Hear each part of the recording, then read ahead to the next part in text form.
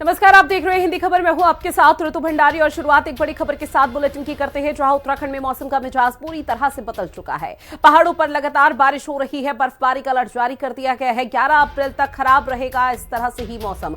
8 से 9 अप्रैल को भारी ओलावृष्टि की चेतावनी मौसम विभाग की तरफ से जारी कर दी गई है। मैदानी इलाकों का जिक्र किया जाए तो तेज हवाएं चलेंगी, जिसका सीधा असर उत्तर भारत में भी देखने को मिल रहा है। तापमान गिरने से बहुत बड़ी राहत मिलती हुई नजर आएगी। साथ ही ऊंची चोटियों पर बर्फ की सफेद चादर देखने को मिली है, जहां उत्तराखंड में चिलचिलाती गर्मी के बीच मौसम ने बहुत बड़ी करवट ली है। मौसम विभाग ने अगले 24 घंटों में पहाड़ी जिलों में बारिश और 11 अप्रैल तक पूरे प्रदेश में मौसम खराब रहने का अलर्ट जारी कर दिया। साथ ही मौसम वैज्ञानिक डॉक्टर चंद्र सिंह तोमर के मुताबिक 8 और 9 अप्रैल की वो तारीख होगी जब ओलावृष्टि और तेज हवाओं के साथ भारी बारिश का ऑरेंज अलर्ट जारी रहेगा। साथ ही उत्तरकाशी, चमोली और पिथौरागढ़ यानी कि कुमाऊं मंडल की ऊंची चोटियों पर भी बर्फबारी की संभावना जताई गई है। अब इस बदलाव से तापमान में 5 डिग्री तक की गिरावट आएगी, जिससे लोगों को गर्मी से बहुत बड़ी राहत मिलने की उम्मीद भी जताई जा रही है। तो बड़ी खबर आपकी टीवी स्क्रीन पर लगातार साझा कर रहे हैं। उत्तराखंड के कई ऐसे जिले हैं, चाहे कुमाऊं मंडल हो या गढ़वाल मंडल, जहां पर अलर्ट जारी कर दिया गया है। बारिश लगातार हो रही है, बर्फबारी का अनुमान जताया गया है, जिससे आने वाले समय में लोगों को कई तरह की परेशानी से दो चार होना पड़ सकता है। मैदानी इलाकों का अगर जिक्र किया जाए तो मैदानी इलाकों में भी आने वाले समय में बारिश और तेज हवाएं चल सकती हैं। पश्चिमी विक्षोभ में फिलहाल जो स्थिति है वो अभी अनुकूल नहीं है, जिसका सीधे तौर पर असर पहाड़ी इलाकों में देखने को मिल रहा है। और पहाड़ी इलाकों में जो बर्फबारी और बारिश हो रही है उसका भी असर उत्तर भारत मैदानी स्तर पर देखने को मिल रहा है। और मैदानी इलाकों में भी इसी तरह के हालात बने हुए हैं। और ऐसे में जहां पर एक तरफ लोग चिलचिलाती गर्मी से परेशान होने लगे थे, तो उससे तो बड़ी राहत मिली है, लेकिन देवभूमि में तमाम जो किसान हैं उनकी फसलों को खासा नुकसान हुआ है, जिसकी वजह से उनको और भी परेशानियों से दो चार होना पड़ रहा है। ओलावृष्टि और बिजली गिरने की चेतावनी मौसम विभाग की तरफ से दी गई है। और साथ ही ये कहा गया है कि अभी 11 अप्रैल तक बारिश का अलर्ट इसी तरह से जारी रहेगा। और ऐसे में लगातार जो पर्यटक है उनको भी अपील की जा रही है, उनको भी यहाँ पर सतर्क किया जा रहा है कि अगर 11 अप्रैल से पहले वो देवभूमि आने का रुख कर रहे हैं, प्लान बना रहे हैं, तो पहले मौसम का हाल जान ले, उसके बाद ही देवभूमि आए, अन्यथा कई बड़ी परेशानियों का सामना उनको करना पड़ सकता है। जो प्लान उनका होगा वो पूरी तरह से फेल हो जाएगा। इस तरह की बातें आईएमडी की तरफ से की जा रही हैं। दूसरी तरफ राज्य सरकार का जिक्र किया जाए तो राज्य सरकार भी पूरी तरह से अलर्ट मोड पर है और अधिकारियों के साथ लगातार स्थिति का आकलन किया जा रहा है कि अभी मौके पर क्या कुछ हालात हैं, क्योंकि पहाड़ी इलाकों में सबसे ज्यादा जो परेशानी है वो फिलहाल वही बनती है बारिश और बर्फबारी के कारण, जहां पर भूस्खलन, लैंडस्लाइड जैसे मामले सामने आते हैं। रास्ता पूरी तरह से ब्लॉक हो जाता है, जाम की स्थिति पैदा हो जाती है। प्रशासन के सामने खुद एक बहुत बड़ी चुनौती है इस मौसम से निपटने की। शुभांगी मेरी सहयोगी हमारे साथ लाइव बनी हुई है। शुभांगी, पहाड़ी इलाकों में बारिश और बर्फबारी, तो मैदानी इलाकों के हाल कैसे रहेंगे? मौसम विभाग की तरफ से क्या कुछ चेतावनी? बिल्कुल, देखिए 11 तारीख तक अब मौसम का मिजाज कुछ यूं ही रहने वाला है, क्योंकि लगातार गर्मी का सामना लोगों को करना पड़ रहा था। लेकिन अब फिलहाल के 24 घंटे के लिए मौसम विभाग ने अलर्ट जारी किया है, जिसमें तमाम जो पहाड़ी इलाके हैं वहां पर बर्फबारी और बारिश होने की संभावना है। इसके साथ साथ मैदानी इलाकों में भी बारिश देखने को मिलने वाली है। खासकर जो चार धाम वाले जो एरियाज है वहां पर सबसे ज्यादा बर्फबारी देखने को मिलेगी। और कई जगहों पर जैसे उत्तरकाशी है वहां पर बर्फबारी शुरू भी हो चुकी है, चाहे केदारनाथ, बद्रीनाथ हो, वहां पर भी हल्की हल्की बर्फबारी अब शुरू हो चुकी है। तो कहीं ना कहीं मौसम जो है वो लगातार बदल रहा है। मौसम विभाग ने साफ तौर पर चेतावनी दी है कि 11 तारीख तक मौसम का मिजाज कुछ यूं ही रहने वाला है। कई पहाड़ी क्षेत्रों में, मैदानी क्षेत्रों में बारिश और बर्फबारी देखने को मिलेगी। इसीलिए जो लोग, जो पर्यटक खास तौर पर यहां पर आने का प्लान कर रहे हैं, उन लोगों को पहले मौसम का अपडेट लेना चाहिए, उसके बाद ही आना चाहिए, क्योंकि कई बार बारिश की वजह से भूस्खलन जैसी समस्याओं का भी सामना करना पड़ता है। खासकर अब क्योंकि चारधाम यात्रा भी शुरू होने वाली है और उस समय सबसे ज्यादा परेशानी लोगों को होती है। तो ऐसे में समय समय पर मौसम विभाग जो है वो अपडेट करता है। फिलहाल आज से लेकर 11 तारीख तक मौसम जो है धूप कम खिलेगी और बारिश और बर्फबारी प्रदेश के अंदर ज्यादा देखने को मिलने वाली है। हालांकि देखिए, बर्फबारी का ही वो सिलसिला होता है यहाँ पर शुभांगी, जब दूर दराज से दूसरे राज्यों से पर्यटक सीधा देवभूमि का रुख करते हैं ताकि बर्फबारी का वो लुत्फ उठा सकें। लेकिन उससे किस कदर परेशानी हो रही है वो देवभूमि के लोग और पहाड़ी इलाकों के लोग ही जानते हैं। लेकिन इस बीच क्या प्रशासनिक स्तर पर कोई भी पर्यटकों के लिए गाइडलाइन जारी की गई है? अब बिल्कुल देखिए, क्योंकि जिस तरीके से मौसम अलर्ट है, सबसे पहले तो यूएसडीए में जो है उनकी तरफ से ये गाइडलाइन भी जारी की गई है कि जो लोग पर्यटक यहाँ पर आ रहे हैं पहले तो वो मौसम का अपडेट ले, और अगर वो यहाँ पर आ रहे हैं तो जो खतरे वाले जो क्षेत्र हैं वहां पर ना जाएं, क्योंकि चारधाम के अलावा भी यहाँ पर कई सारे धार्मिक स्थल हैं या पर्यटन वाले स्थल हैं जहाँ पर बड़ी संख्या में लोग पहुंचते हैं और वहां पर खतरा होता है बारिश की वजह से। इसीलिए यूएसडीएमए की तरफ से भी लगातार अपील की जा रही है लोगों से कि अगर आप यहाँ पर आ रहे हैं मौसम का अपडेट ले, और प्रशासन खासतौर पर मुस्तैदी के साथ अब ग्राउंड पर नजर आ रहा है। जेसीबी जो मशीन्स है वो तो हर वक्त जो भूस्खलन वाले एरियाज है वहां पर तैनात रहती है। राज्य आपातकालीन जो केंद्र है वहां से अधिकारी जरूर मॉनिटरिंग करते हैं जब भी मौसम का अलर्ट होता है। तो ऐसे में 11 तारीख तक खासकर ये बारिश और बर्फबारी देखने को मिलने वाली है, तो इस वक्त थोड़ी सतर्क रहने की जरूरत है। और जो लोग यहाँ पर रह रहे हैं स्थानीय लोगों को भी परेशानी होती है, क्योंकि जो मैदानी इलाके हैं वहां पर फॉग देखने को मिलता है, बारिश की वजह से भी कई सारी परेशानियां होती है। तो फिलहाल मौसम 11 तारीख तक ऐसा ही रहने वाला है, तो ऐसे में लोगों से अपील की गई है कि आप थोड़ा सतर्क रहें, सावधान रहें, और अगर आप घूमने आ रहे हैं तो मौसम का अपडेट लेकर ही आए। ठीक है शुभांगी, बने रहिएगा आप हमारे साथ, आगे और भी खबरें जिन पर आपसे अपडेट लेंगे। और ये देहरादून की तस्वीरें आप तक दिखा रहे हैं, जहां देहरादून में आपको बता दें कि मैदानी इलाकों में किस तरह से बारिश हो रही है और उसका सीधे तौर पर असर फिलहाल जमीनी स्तर पर देखने को मिल रहा है। और लगातार जो देहरादून में बारिश हो रही है उसकी वजह से लोगों को कई तरह की परेशानियों से दो चार होना पड़ रहा है और आवाजाही में भी कई तरह की समस्या पैदा हो रही है। अब बात इसी से जुड़ी हुई अगली खबर की करते हैं, जहां सरोवर नगरी यानी कि नैनीताल में मूसलाधार बारिश ने जनजीवन को पूरी तरह से तबाह कर दिया है। लगातार हो रही भारी बारिश के चलते शहर की रफ्तार पर अब पूरी तरह से ब्रेक लग चुका है। सड़कों पर जल भराव की स्थिति है। पहाड़ी क्षेत्रों से मलबा आने के कारण यातायात बुरी तरह से प्रभावित हुआ है। अब इससे स्थानीय निवासियों के साथ साथ पर्यटकों को भी भारी दिक्कतों का सामना करना पड़ रहा है। प्रशासन ने एहतियात के तौर पर लोगों को सुरक्षित स्थानों पर रहने और अनावश्यक यात्रा से बचने की सलाह दी है।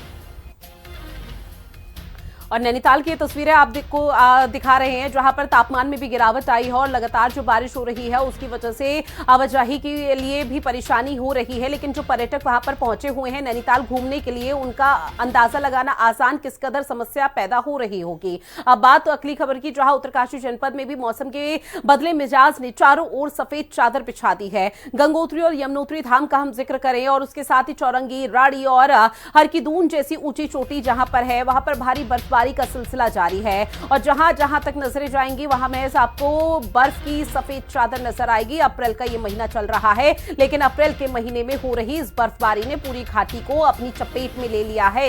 अब इससे जनवरी जैसी कड़ाके की ठंड वहां पर महसूस हो रही है, जहां निचले इलाकों में मूसलाधार बारिश ने जनजीवन पूरी तरह से अस्त व्यस्त कर दिया है। सड़कों पर बहुत ज्यादा फिसलन बढ़ चुकी है। साथ ही खराब मौसम को देखते हुए प्रशासन ने स्थानीय लोगों और यात्रियों से खास सतर्कता बरतने की सलाह यहां पर की है। अब बात करते हैं देहरादून से मिल रही एक बड़ी खबर की, जहां पर सीएम पुष्कर सिंह धामी का आज का जो कार्यक्रम रहने वाला है वो आप तक साझा करते हैं। टिहरी, देहरादून और चंपावत का धुआंधार दौरा सीएम पुष्कर सिंह धामी आज करते हुए नजर आएंगे। तो आज 25वें अखिल भारतीय पुलिस जल क्रीड़ा क्लस्टर का शुभारंभ होगा, जहां पर सीएम पुष्कर सिंह धामी शुभारंभ कार्यक्रम में शिरकत करेंगे। साथ ही आपको बता दें कि उत्तराखंड निवेश की बैठक में भी शिरकत करने जा रहे हैं। आधिकारिक संरचना विकास बोर्ड की बैठक में भी शामिल होंगे। चतुर्थ बैठक में प्रतिभाग करेंगे सीएम धामी, जहां 4:30 बजे का समय होगा जब जन अभियान कार्यक्रम में हिस्सा लेंगे। उत्तराखंड के मुख्यमंत्री पुष्कर सिंह धामी आज टिहरी, देहरादून और चंपावत के धुआंधार दौरे पर रहेंगे। सुबह 9 बजे से इसकी शुरुआत हो जाएगी, जहां टिहरी में 25वें अखिल भारतीय पुलिस जल क्रीड़ा क्लस्टर का शुभारंभ यहां पर सीएम धामी ने किया है। इसके बाद देहरादून सचिवालय में निवेश और इंफ्रास्ट्रक्चर बोर्ड की महत्वपूर्ण बैठक की अध्यक्षता करेंगे। शाम को मुख्यमंत्री चंपावत के बनबसा पहुंचेंगे, जहां पर वो मुख्य सेवक चौपाल और हुड्डी नदी संरक्षण अभियान में जनता से संवाद करेंगे। दिन भर के व्यस्त कार्यक्रमों के बाद सीएम अपने गृह क्षेत्र खटीमा में रात्रि विश्राम भी आज करते हुए नजर आएंगे। तो 3 जिलों का दौरा सीएम धामी का है। शुभांगी मेरी सहयोगी लगातार हमारे साथ जुड़ी हुई है। शुभांगी, 3 जिलों के दौरे पर सीएम धामी है, किस तरह के कार्यक्रम का आयोजन आज? बिल्कुल देखिए, आज मुख्यमंत्री पुष्कर सिंह धामी के कई सारे कार्यक्रम प्रस्तावित हैं और आज देहरादून में भी उनकी एक बैठक होनी है। इसके अलावा टिहरी, गढ़वाल और चंपावत के दौरे पर भी आज मुख्यमंत्री रहेंगे। सबसे पहले आज टिहरी में, क्योंकि आज एक राष्ट्रीय स्तर की प्रतियोगिता का आयोजन हो रहा है, खासकर जो पुलिस बल है उनके लिए। इसका नाम भारतीय पुलिस जल क्रीड़ा क्लस्टर 2026 है। इस प्रतियोगिता में बड़े स्तर पर जो पुलिस बल है वो प्रतिभाग करेंगे और टिहरी झील में इसका आयोजन होगा। तो इसके शुभारंभ के अवसर पर मुख्यमंत्री जो है आज पहुंच रहे हैं। इसके अलावा आज देहरादून के अंदर एक महत्वपूर्ण बैठक होनी है निवेश को लेकर। विकास बोर्ड की ये बैठक होगी जिसमें जिस तरीके से G20 में हमने देखा कि कितने लोगों ने यहाँ पर इन्वेस्ट करने की इच्छा जताई थी, MOU साइन हुए थे, जो लोग निवेश करने के लिए इच्छुक थे उनका कितनी ग्राउंडिंग हुई है और इसके साथ साथ कैसे जो बाहर वाले लोग हैं, इन्वेस्टर्स हैं, उनको कैसे अट्रैक्ट करना है कि वो उत्तराखंड के अंदर इन्वेस्ट करें। इन तमाम चीजों को लेकर भी आज इस बैठक में चर्चा होगी। इसके अलावा आज चंपावत के दौरे पर भी मुख्यमंत्री रहेंगे, जहां पर मुख्य सेवक चौपाल और हुड्डी नदी संरक्षण जन अभियान कार्यक्रम में वो शिरकत करेंगे, क्योंकि वहां पर जो हुड्डी नदी है उसके लिए लगातार कार्यक्रमों का आयोजन हो रहा है, जिसमें नदी का कैसे संरक्षण करना है, उसे कैसे स्वच्छ रखना है, इसको लेकर एक विशेष अभियान चलाया जा रहा है। इसमें आज मुख्यमंत्री भी प्रतिभाग करने वाले हैं। तो कुल मिलाकर ये कई सारे व्यस्ततम कार्यक्रमों के बाद आज मुख्यमंत्री अपने जो गृह क्षेत्र है खटीमा, वहीं पर रात्रि विश्राम करने वाले हैं। ठीक है शुभांगी, जानकारी साझा की उसके लिए बहुत शुक्रिया आपका। और अब बात अगली खबर की, जहां मुख्यमंत्री पुष्कर सिंह धामी देहरादून के एक निजी अस्पताल पहुंचे।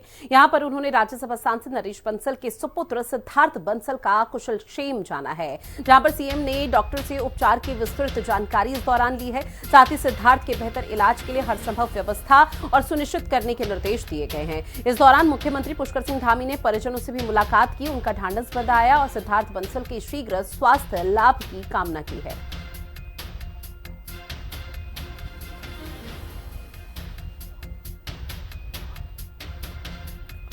और ये तस्वीर आपको देहरादून से साझा कर रहे हैं, जहां सीएम पुष्कर सिंह धामी अस्पताल पहुंचे और राज्यसभा सांसद नरेश बंसल के बेटे से मुलाकात की है। अब बात करते हैं देवभूमि में प्रधानमंत्री नरेंद्र मोदी का आगमन, जहां आपको बता दें कि 14 अप्रैल की वो तारीख होगी जब पीएम मोदी उत्तराखंड आएंगे। प्रधानमंत्री नरेंद्र मोदी एक्सप्रेसवे की बड़ी सौगात देंगे इस बार, जहां दिल्ली देहरादून इकोनॉमिक कॉरिडोर का शुभारंभ किया जाएगा। मुख्यमंत्री पुष्कर सिंह धामी ने उच्च स्तरीय बैठक इस दौरान की है। राज्य के विकास का स्वर्णिम अध्याय बताया है इसे। पूरे राज्य में व्यापक स्वच्छता अभियान चलाया जाए। साथ ही सीएम धामी ने कई निर्देश अधिकारियों को दिए हैं, किसी तरह की कोताही लापरवाही बर्दाश्त नहीं की जाएगी पीएम मोदी के आगमन को लेकर। तो उत्तराखंड के लिए 14 अप्रैल का दिन ऐतिहासिक होने जा रहा है, क्योंकि प्रधानमंत्री नरेंद्र मोदी दिल्ली देहरादून इकोनॉमिक कॉरिडोर का भव्य शुभारंभ करेंगे। मुख्यमंत्री पुष्कर सिंह धामी ने इसे महा आयोजन की तैयारी को लेकर उच्च स्तरीय बैठक की है और इसे राज्य के विकास का स्वर्णिम अध्याय बताया है। सीएम ने निर्देश दिए हैं कि इस खास मौके पर देवभूमि की समृद्ध लोक संस्कृति की झलक दिखनी जरूर चाहिए। पूरे राज्य में व्यापक स्वच्छता अभियान चलाया जाए। ये कॉरिडोर न केवल सफर का समय घटाएगा, बल्कि पर्यटन और रोजगार के लिए भी द्वार खोलेगा और ऐसे में कई दिग्गज भी इस दौरान अपनी उपस्थिति दर्ज कराएंगे। सीएम योगी आदित्यनाथ को भी इस दौरान निमंत्रण दिया गया है। तो इस खास कार्यक्रम में आपको बता दें कि न सिर्फ उत्तराखंड के मुख्यमंत्री पुष्कर सिंह धामी, बल्कि सीएम योगी आदित्यनाथ की भी उपस्थिति देखने को मिल पाएगी। और 14 अप्रैल का जो दिन है वो बेहद ऐतिहासिक होने जा रहा है, जहां प्रधानमंत्री नरेंद्र मोदी की तरफ से दिल्ली देहरादून एक्सप्रेसवे की बड़ी सौगात, जहां दिल्ली से देहरादून पहुंचने में 4 से 5 घंटे का समय लगता है, वो महज 2.5 से 3 घंटे में कवर हो जाएगा। तो ये बड़ी सौगात पूरे देवभूमि वासियों के लिए है। धर्मनगरी हरिद्वार में महाकुंभ 2027 की तैयारियां अब युद्ध स्तर पर शुरू हो चुकी है। दरअसल मेला प्रशासन ने व्यवस्थाओं को चाक चौबंद करने के लिए अपनी पूरी ताकत झोंक दी है। अब मेला अधिकारी सोनिका ने खुद हर की पौड़ी, कावड़ पटरी और बाईपास जैसे संवेदनशील इलाकों का बारीकी से निरीक्षण किया। सड़कों के चौड़ीकरण से लेकर अतिक्रमण हटाने और पार्किंग व्यवस्था को दुरुस्त करने के लिए अधिकारियों को सख्त डेडलाइन भी जारी कर दी गई। अब इस बार अर्ध कुंभ में श्रद्धालुओं के लिए गुरुकुल, कांगड़ी, संग्रहालय जैसे सांस्कृतिक केंद्र भी आकर्षण का केंद्र बनेंगे। द्वारा मेरा क्षेत्र का भ्रमण किया गया और जहाँ जहाँ हमारी मेजर रोड है, स्पेसिफिकली हम लोग जो रोड हम लोग बना रहे हैं, बड़ी जो मेजर रोड्स हैं उनका भ्रमण किया गया और साथ ही साथ पूरी जो कांवड़ पटरी है हमारी, उसको मैंने देखा कहाँ कहाँ काम की रिक्वायरमेंट है वहाँ पे। इसके अलावा शहर में जो मेजर पॉइंट्स जैसे बस स्टैंड हो गया, हमारे रेलवे स्टेशंस हो गए, भीमगौड़ा जो है हमारा, वहाँ भी उस एरिया में भी हम लोगों ने पूरा देखा और जो हमारी पार्किंग है वो भी हमने देखी। तो जहाँ जहाँ काम की हमें रिक्वायरमेंट लग रही है हम उसकी लिस्टिंग कर रहे हैं और उसी के अनुसार आगे काम कर रहे हैं। साथ ही देवभूमि उत्तराखंड में आस्था के महापर्व चारधाम यात्रा का काउंटडाउन अब शुरू हो चुका है। दरअसल 19 अप्रैल से धामों के कपाट खुलने का सिलसिला शुरू हो जाएगा। इसे लेकर शासन प्रशासन पूरी तरह से अलर्ट मोड पर है। लोक निर्माण विभाग के सचिव पंकज पांडे ने बताया कि 15 अप्रैल तक सड़कों के सुधारीकरण का सभी काम पूरा करने का लक्ष्य रखा गया है। यात्रा को सरल सुगम बनाने के लिए केंद्र और राज्य स्तर पर लगातार मॉनिटरिंग की जा रही है। स्वास्थ्य, सुरक्षा और सुचारू परिवहन पर विशेष फोकस है ताकि देश दुनिया से आने वाले लाखों श्रद्धालुओं को सुरक्षित और सुखद यात्रा का अनुभव मिल सके। थर्ड वीक में 19 तारीख से धाम के कपाट खुलना शुरू हो जाएंगे और हम लोगों ने पूरी तैयारी की है कि 15 अप्रैल से पहले सड़क पे जितना भी काम होना कर दिया जाए। चारधाम यात्रा की जहाँ तक बात है, इसमें 2 बार रिव्यू किया जा चुका है। अभी एक भारत सरकार लेवल पे भी एक रिव्यू किया गया था, उसमें भी जो कमियां थी उनको मैंने हाईलाइट किया था और सारे एजेंसीज को डायरेक्शन दिए गए थे कि 15 तारीख से पहले पूरा किया जाए।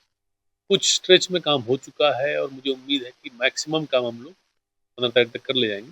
कुछ एजेंसीज और कुछ लोकेशंस में कुछ इश्यूज थे जिसकी वजह से नहीं हो पाया है काम, तो उसको भी हम लोग प्रयास कर रहे हैं कि यथासंभव यथाशीघ्र उसको देहरादून से बड़ी खबर, भूमाफियाओं पर प्रशासन का कड़ा प्रहार। बड़ी खबर एक्शन में गढ़वाल कमिश्नर विनय शंकर पांडे, जहां पर 51 मामलों का त्वरित निस्तारण हुआ है। 5 लैंड फ्रॉड केस में एफआईआर दर्ज हुई है। लापरवाह अधिकारियों से स्पष्टीकरण मांगा गया है। 1 सप्ताह में रिपोर्ट भी मांगी गई है। तो सरकारी भूमि से अब अवैध कब्जा पूरी तरह से हट जाएगा। जहां मुख्यमंत्री पुष्कर सिंह धामी की जीरो टॉलरेंस की नीति के तहत उत्तराखंड में भूमाफियाओं पर प्रशासन का चाबुक चल रहा है। गढ़वाल कमिश्नर विनय शंकर पांडे ने लैंड फ्रॉड समन्वय समिति की बैठक में सख्त रुख अपनाते हुए 51 धोखाधड़ी के मामलों का मौके पर ही निस्तारण कर दिया और 5 गंभीर मामलों में तत्काल एफआईआर दर्ज कराने के निर्देश दिए हैं। साथ ही बैठक में लापरवाही बरतने वाले अधिकारियों पर भी कमिश्नर का गुस्सा फूटा है। उन्होंने स्पष्ट चेतावनी दे दी है कि सरकारी जमीन पर अवैध कब्जा करने वालों को बख्शा नहीं जाएगा। जो अधिकारी ढिलाई बरतेंगे उन पर कड़ी कार्रवाई होगी।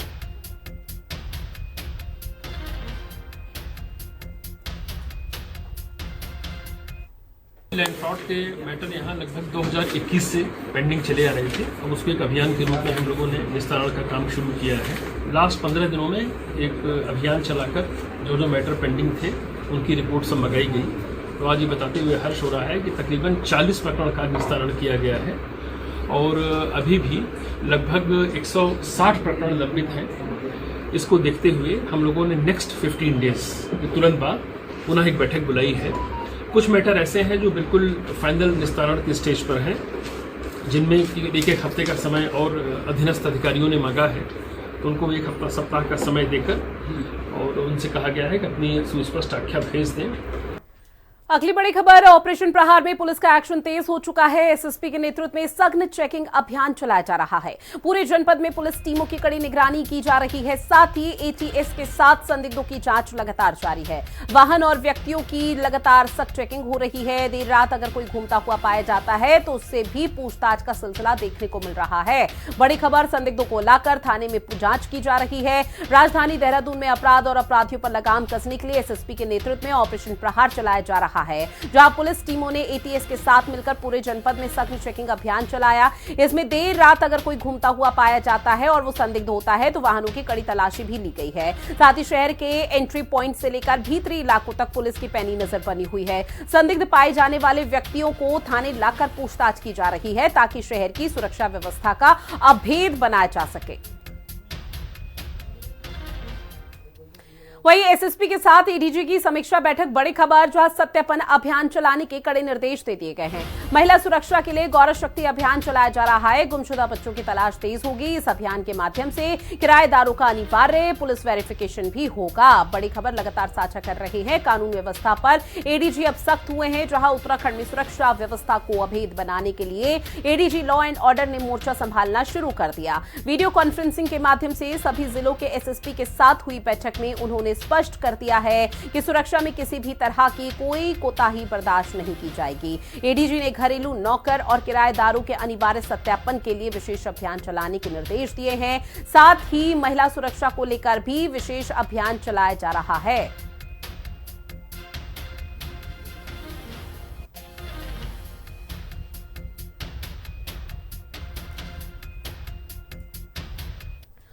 और देखिए इसी ऑपरेशन प्रहार के तहत एक बड़ी कामयाबी हाथ लगी, जहां पुलिस की सीधी नजर 50 पब टेबल होटल पर है। सीसीटीवी का लाइव एक्सेस पुलिस को मिल चुका है, जहां कंट्रोल रूम से अब पल पल की निगरानी रखी जा रही है। अपराधियों पर अब पुलिस का पूरी तरह से पहरा है, जो नियम तोड़ने वालों पर अब सीधे तौर पर कार्रवाई होगी। तो देहरादून में ऑपरेशन प्रहार के तहत अब अपराधियों की खैर नहीं है।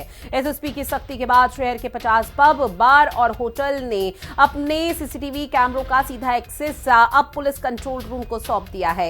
इस बड़ी पहल से अब पुलिस मुख्यालय में बैठे बैठे इन प्रतिष्ठानों की 24 घंटे लाइव निगरानी की जा सकेगी। पुलिस का मानना है कि इस कदम से न केवल संदिग्ध गतिविधियों पर लगाम लगेगी, बल्कि नियम तोड़ने वालों के खिलाफ भी तत्काल और कड़ी कानूनी कार्रवाई मुमकिन है।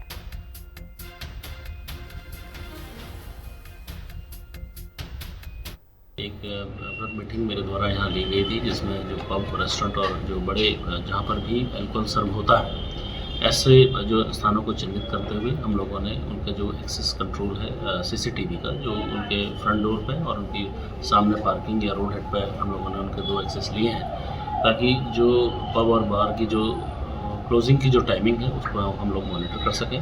साथ में अगर वहाँ कोई इस तरीके से गतिविधियाँ या संदिग्ध गतिविधियाँ नज़र आती हैं, उस पर भी हम तत्काल कार्रवाई कर सकें। उसके लिए सभी जो थाना प्रभारी हैं उनको भी निर्देशित किया गया है, और उसके लिए विशेष रूप से जो हमारी जो एक टीम है जो इस पर भी नज़र रखेगी।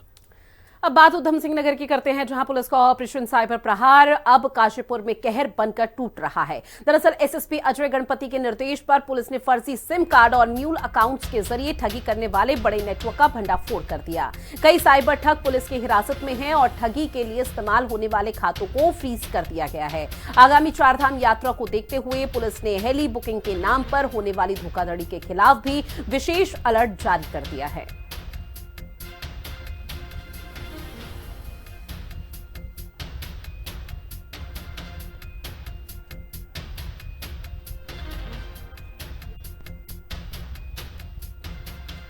साथ ही चारधाम यात्रा से पहले हरिद्वार में अतिक्रमण पर बड़ी कार्रवाई की गई है, जहां हर की पैड़ी के पास सीसीआर भवन के सामने प्रशासन ने अवैध कब्जों पर बुलडोजर कार्रवाई की। मुख्यमंत्री पुष्कर सिंह धामी के दौरे के दौरान सीएम के निर्देश के बाद जिला प्रशासन ने अतिक्रमण हटाने की मुहिम तेज कर दी है। प्रशासन ने साफ किया है कि अवैध कब्जा करने वालों के खिलाफ सख्त कार्रवाई जारी रहेगी। साथ ही हिंदी खबर संवाददाता सचिन सैनी ने प्रशासन की कार्रवाई को लेकर सिटी मजिस्ट्रेट से खास बातचीत की है।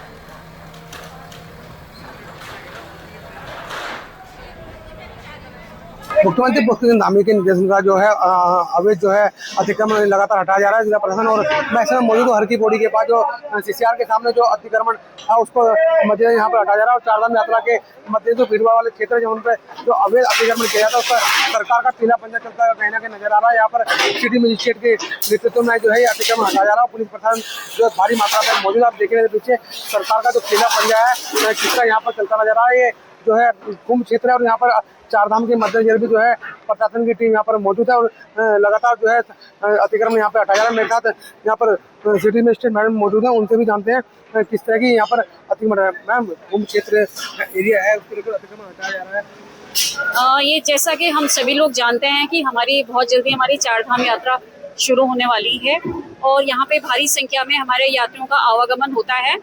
और यात्रियों की सुविधा के दृष्टिगत यहाँ पे किसी को कोई परेशानी ना हो, इसके दृष्टिगत आज हमारे द्वारा यहाँ पर अतिक्रमण के विरुद्ध अभियान चलाया जा रहा है।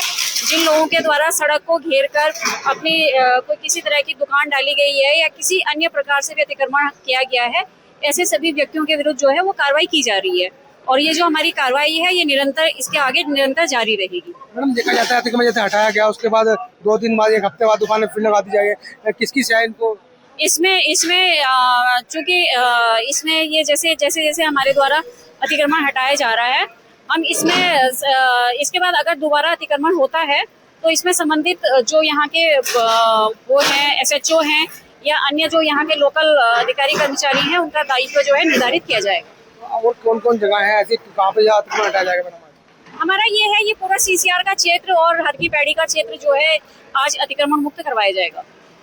अधिकारी का साफ तौर से कहना है जो अवैध अतिक्रमण है कुंभ क्षेत्र है और चारधाम यात्रा के मद्देनजर जो है यहाँ पर अतिक्रमण किया जाए, उसके यहाँ पर प्रशासन की टीम मौजूद है और सरकार का जो है पीला पंजा यहाँ पर चलता नजर आ रहा है। हरिद्वार से हिंदी खबर के लिए सचिन। और चले बुलेटिन में इतना ही, आप बने रहिएगा हिंदी खबर के साथ। नमस्कार।